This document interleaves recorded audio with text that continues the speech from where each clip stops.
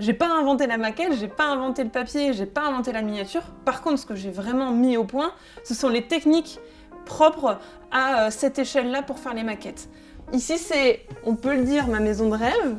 Et en fait, c'est surtout une des premières maquettes que j'ai réalisées. Quand je revois cette maquette-là, je me dis que j'ai bien fait d'inventer ce métier et surtout d'y croire. Je suis Anna Levesque et mon métier, c'est de fabriquer des maquettes d'exception. Le tout début d'une maquette, c'est déjà bien comprendre l'enjeu, les intérêts, l'histoire et les récits qui sont rattachés au lieu. Quand ce sont des personnes qui me confient une maison de famille, alors bien sûr, elles vont me donner autant de photographies que possible, mais aussi toutes ces anecdotes, les histoires, les récits qui me permettent vraiment de comprendre et de retranscrire le lieu. Et surtout, tous les détails. Par exemple, si c'est un repas de famille comme il y a ici, c'est important que je puisse comprendre qui mange quoi, qui est assis où, comment sont les assiettes, quelles sont les habitudes alimentaires de chacun. On me raconte tout ce qui fait partie de l'histoire et je peux le retranscrire avec une belle fidélité. Devant nous, on a le Petit Palais, donc ce musée parisien, version miniature, donc c'est une maquette au 1/50e.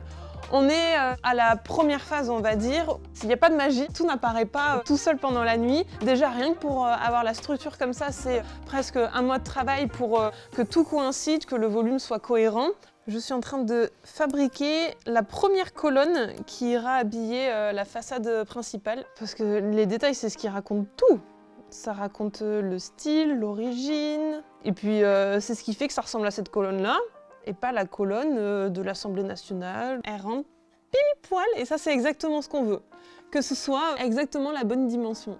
Les maquettes sont connues, on voit les maquettes dites traditionnelles chez les promoteurs ou dans les agences d'architecture. J'étais vraiment persuadée qu'il y avait une version plus contemporaine à proposer pour justement aller sur ce côté souvenir, émotion, retranscription, avec vraiment une finesse dans le détail. Et c'est grâce au papier que j'ai pu justement fonder cette idée. Dans mon atelier, j'ai toute cette collection de papier avec un grand nombre de nuances. Et c'est peut-être là que réside l'une des magies des maquettes que je fabrique, c'est que tout part du papier pour devenir un volume. Le papier, à tort, on pense qu'il est fragile, mais il n'est pas fragile. C'est une fibre. Là, si je fais tomber ma feuille de papier par terre, il va rien se passer. Par contre, si je prends une plaque de plastique ou de verre que je la laisse tomber, elle va se briser. Travailler le papier, c'est pas très coûteux, c'est une matière qui est vraiment abordable. Et puis en plus, il n'y a pas besoin d'avoir beaucoup d'outils, beaucoup de machines pour le découper et le travailler. Ce métier-là, il est unique, il est très singulier. Je l'ai inventé, on va dire, sur mesure pour que ça me colle à la peau. Depuis toute petite, je crée. Et peut-être que si je fais ce métier-là, c'est parce que je me suis jamais dit que c'était pas possible. En fait, je l'ai juste fait et ça a fait naître mon univers.